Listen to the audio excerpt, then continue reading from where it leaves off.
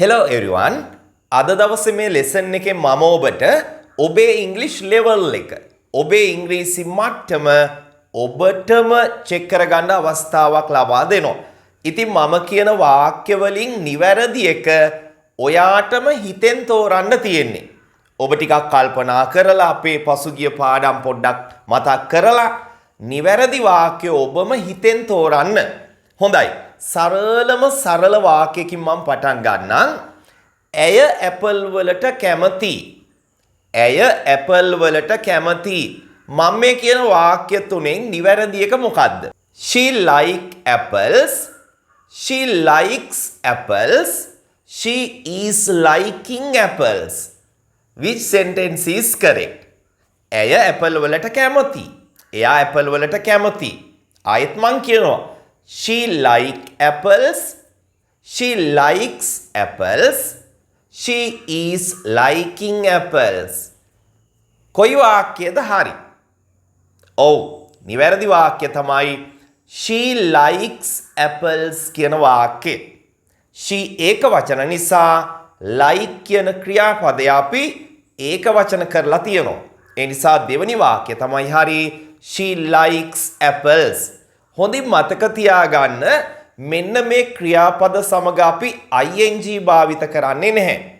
Like, love, want, understand, remember, hate කියන ක්‍රියාපද සමග ඔබ වැරදිලාවත් ing භාවිත කරන්න එපා. She is liking apples අපි වැරදිලාවත් කියන්නේ නැහැ. නේද? ඒ වගේම මතක තියාගන්න මට වතුර ටිකක් ඕන.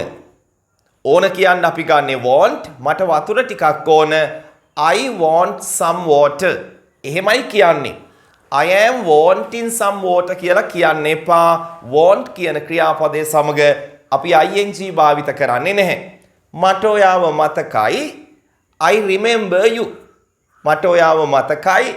I remember you. I am remembering you කියන්නේ නැහැ කවදාවත්. මං ඔයාට ආදරෙයි. I love you මිසක් I am loving you කියලා අපි වැරදිලාවත් කියන්නේ නැහැනේ. ඒ වගේම තමයි understand, hate සමගත් අපි ing use කරන්නේ නැහැ. හොඳයි. අපි යමු ඊගාව එකට. ඊගාව එක තමයි මම දැක්කා ඔයා එනවා. මම දැක්කා ඔයා එනවා. right. මෙන්න මේ වාක්‍ය දෙක තුනෙන් කොයි වාක්‍යද හරි? පළවෙනි එක I saw you come. දෙවැනි එක I saw you were coming. තුන්වෙනි වාක්‍ය I saw you coming. Which sentence is correct? I saw you come. දෙවැනි එක I saw you were coming. තුන්වෙනි එක I saw you coming. කොයි වාක්‍යද හරි? මම දැක්ක ඔයා එනවා. නිවැරදි වාක්‍ය තමයි කොකද තුන්වෙනියට මම කියපු එක. ඒ තමයි I saw you coming. මම දැක්ක ඔයා එනවා. මම දැක්ක ඔයා නටනවා. නැත්තම් මම දැක්ක ඔයා නටමින් සිටිනවා කියනකොට කොහොමද කියන්නේ? I saw you dancing. එකම රටාව. මම දැක්ක ඔයා දුව ඉන්නවා. මම දැක්ක ඔයා දුවනවා. I saw you running. කිසිම වෙලාවක I saw you were running කියන්න එපා. ඒක වැරදි. මේ විදිහටම තමයි අපි කියන්නේ මට ඇහුණා කියනකොට hear ඇහෙනවා. ඒකේ අතීත කාලය heard. hear, heard. මට ඇහුණා I heard. මට ඇහුණා ඔයා අඬ ඉන්නවා. එහෙම නැත්නම් මට ඇහුණා ඔයා අඬනවා. I heard you crying. I heard you crying. මට ඇහුණා ඔයා අඬනවා. හොඳින් මතක තියාගන්න මේ පොඩි තැන් ඔයා නිතරම වරද්දනවා ඉංග්‍රීසියෙන් කතා කරනකොට. හොඳයි. ඊගාව එක බලන්න මෙන්න මේක. මම බස් එකේ ඉන්නේ. දැන් අම්මා හැම කෝල් කරලා අහනකොට පුතා කොහෙද ඉන්නේ? පුතා where are you? ඒතකොට ඔයා කියනවානේ මම බස් එකේ ඉන්නේ. මම බස් එකේ ඉන්නේ කියනකොට කොයි වාක්‍යද නිවැරදි? I am in the bus. I am on the bus. I am at the bus. In the bus the, on the bus the, at the bus. Which sentence is correct?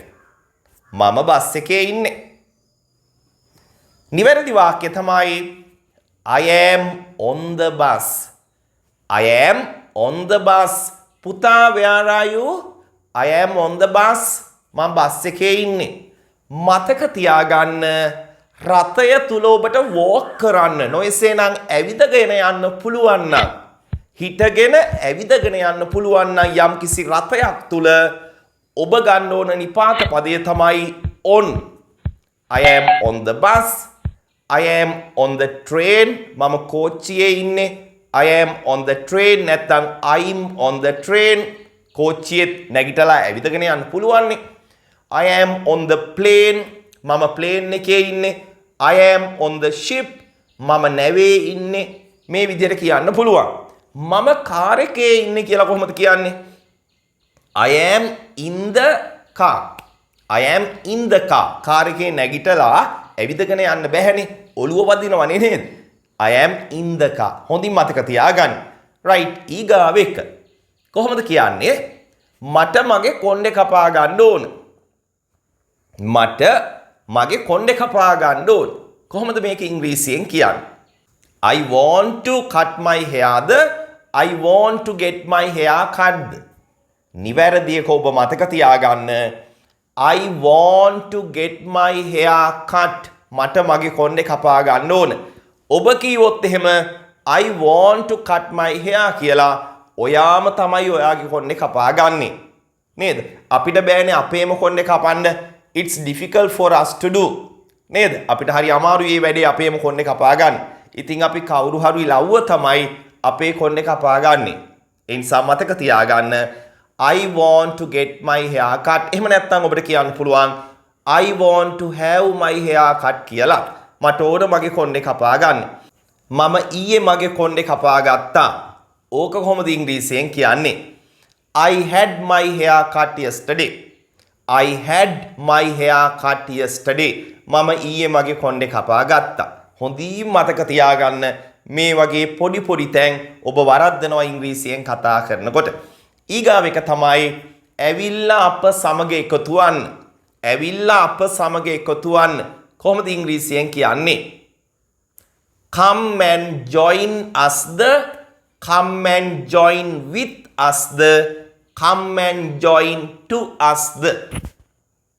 Come and join us. Come and join with us.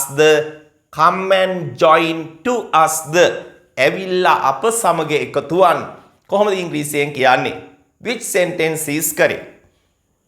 හොඳින් මතක තියාගන්න come and join with us එහෙම නෙවෙයි.